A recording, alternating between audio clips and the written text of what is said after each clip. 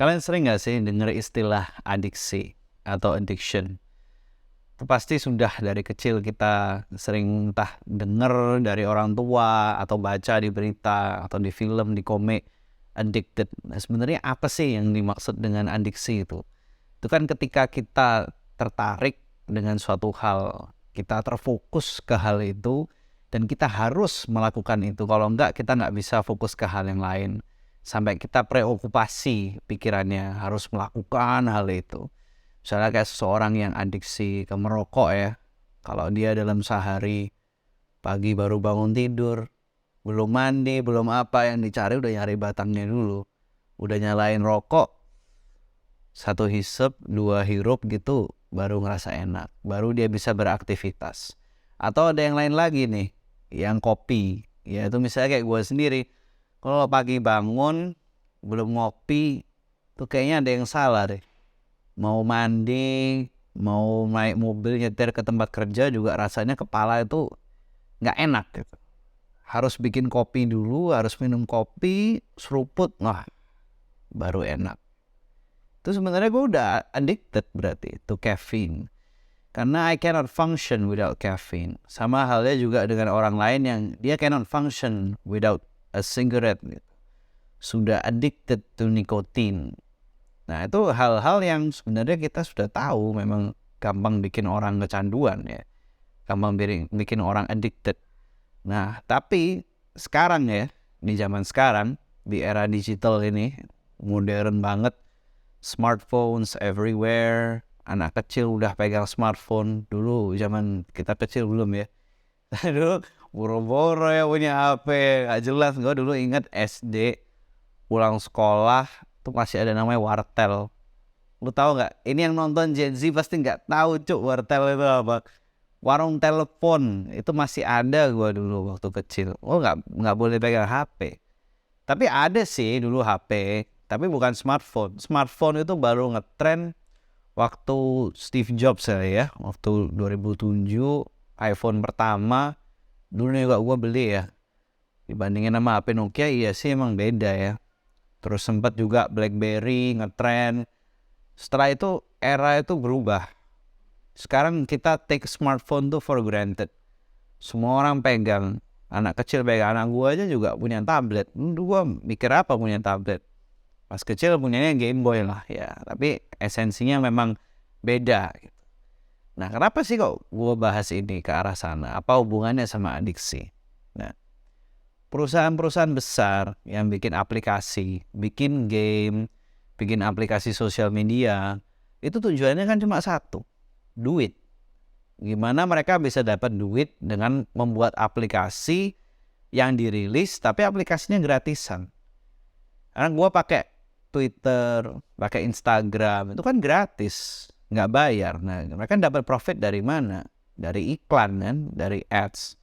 Kalau kita mau buka suatu hal ya, aplikasi itu, kita mau sampai belain kena terpapar sama ads gitu, kita nggak keberatan.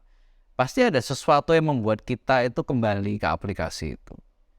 Dan tiap aplikasi itu tidak sama. Nanti ini gue ngomongin aplikasi sosial media, tidak sama sama gue ngomongin game. Tapi tujuan mereka sama. Gimana caranya kita itu sebanyak mungkin dalam satu hari itu membuka aplikasi itu. Karena semakin sering kita tenggelam di dalam lingkungan yang dibuat oleh perusahaan-perusahaan ini, maka mereka profitnya akan semakin besar. Tadi gue ambil contoh, gue pas kecil gak punya smartphone ya. Punyanya Game Boy. Dulu Game Boy itu yang paling sering main Pokemon. Gue kalau main Pokemon tuh sebenarnya juga bisa dibilang udah addicted juga ya. Wah harus nangkep Pokemon sebanyak-banyaknya. Pingin leveling up sampai partinya tuh kuat. Wah kalau di jam istirahat bisa pamer gitu ya, sama teman-teman. Nah tapi sekarang kalau kita lihat anak-anak zaman sekarang itu lain mainannya. Di smartphone mereka tuh di Play Store kalau Android, atau kalau di iPhone App Store, banyak loh game-game yang kayak mini games gitu, yang kalau kita lihat seems harmless at first. Kayaknya sih nggak apa-apa ya. Bukan kayak game yang berbahaya kesannya, nggak ada pornografinya, nggak ada sadisnya, cuma kayak warna-warna gitu. Kita nggak tahu. Ternyata sebenarnya kalau kita buka aplikasi atau kita buka gamenya itu arahnya nggak jelas. Nggak ada loh target, oh kita main sampai kapan terus tamat atau dapat high score tinggi apa, enggak. Sekarang mereka kalau jual game itu sudah nggak peduli sama kualitasnya sebenarnya bagus atau enggak. They don't give a shit. Mereka nggak peduli kalau mau reviewnya jelek atau bagus. Yang penting dia can get you hooked. Kamu sampai obses untuk buka game ini, untuk main game ini, walaupun game itu sebenarnya garbage. Tidak ada isinya sebenarnya. Tapi kamu senang aja ngelihat kalau diklik, dipencet, karakternya dapat ini, kamu main, apa itu namanya, gacha ya.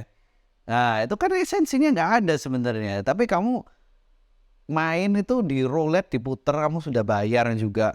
Ketika dapat skin baru, rare gitu, itu ada pleasure, sensation yang enak gitu, yang kamu happy. Tapi apakah kamu benar-benar deserve that pleasure, that sensation? Kan enggak, sebenarnya nggak jelas. Kalau dulu kita main ya, di era zaman gua kecil, kalau main game di PS sama Game Boy, kita dapat pleasure itu waktu kita ngalahkan boss itu misalnya. Karena kenapa ya? Karena gue udah grinding lama, leveling up, ngelatih skill dari yang awalnya nggak bisa, kalah terus sampai menang itu, I deserve that reward. Ada sense of accomplishment, sense of achievement gitu loh mendapatkan itu.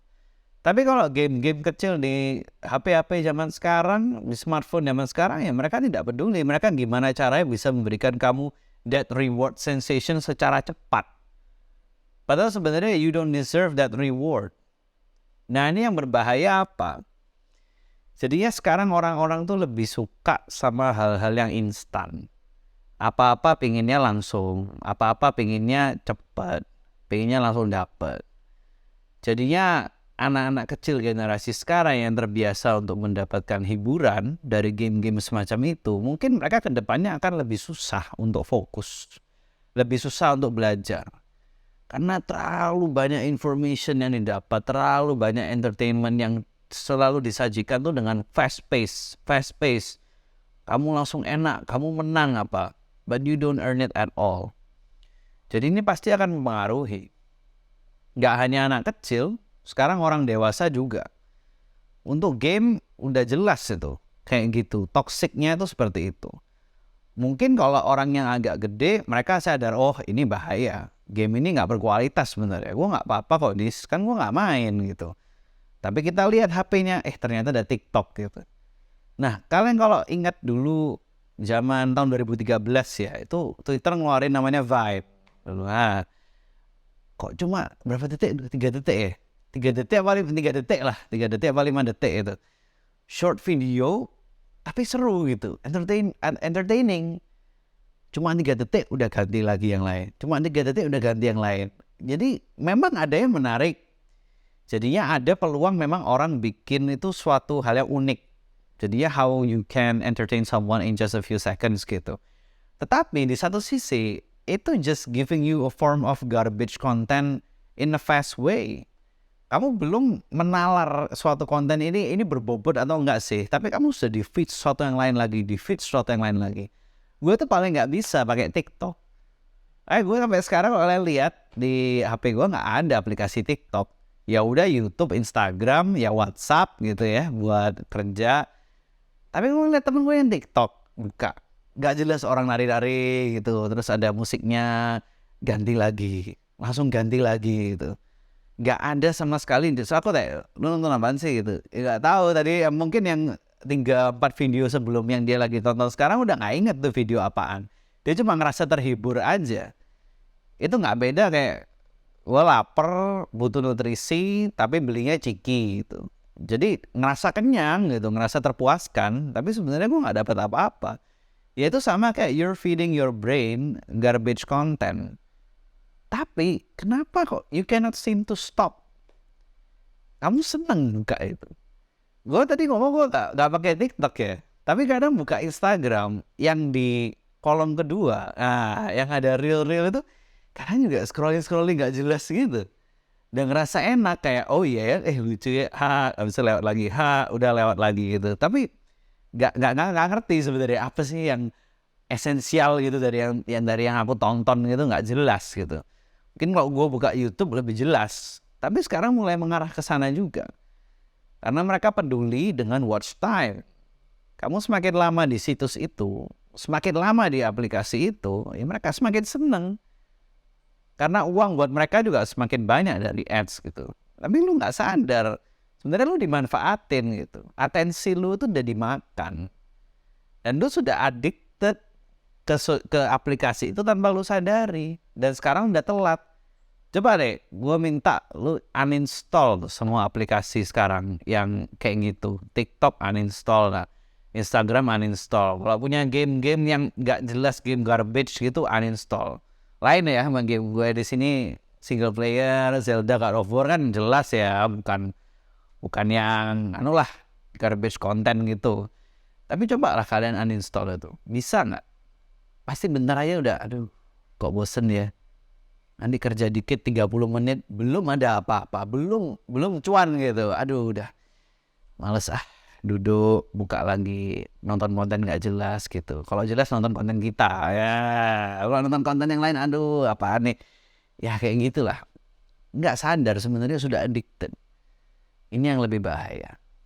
Jadi kita mulai lupakan lah sama terminologi masa lalu, sama konsep zaman dulu. Kalau hal-hal yang buat adiksi itu substance, narkoba, rokok, kopi, yang semua orang juga tahu, anak kecil juga tahu ya, tapi tetap aja ada yang ngelakuin. Nah kenapa? Nah itu ada episode lain ya, kenapa orang mau tetap ngerokok. Cuma yang serem ini adiksi di hal-hal yang terselubung ini loh, yang lu tuh nggak tahu lu sebenarnya udah addicted gitu. Mungkin lu nonton video gue juga awalnya nemu di aplikasi buat lu addicted ya, tapi akhirnya ketemu gue, berarti wah puji Tuhan, alhamdulillah nih, berarti sudah diingatkan. Nah, ini bahaya.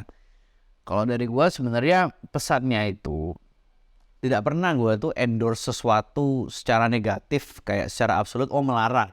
Lu nggak boleh nonton kayak gini. Ini sampah, nggak apa-apa. Kadang-kadang konten sampah itu juga menghibur kan. Kita nggak pernah loh bilang lu nggak boleh atau ini jelek sama sekali, enggak. Tapi in moderation. Sama lah, kalau orang juga, gue sekali-sekali juga kadang minum gitu. Tapi kan ada batasnya. Bukan mabuk-mabukan nggak jelas sampai muntah-muntah itu sudah melewati batas. Sama kalau kita nikmati ini dengan moderation, kita tahu kapan kita harus stop, ya nggak masalah gitu. Semua orang juga boleh kok. Yang penting tahu batas.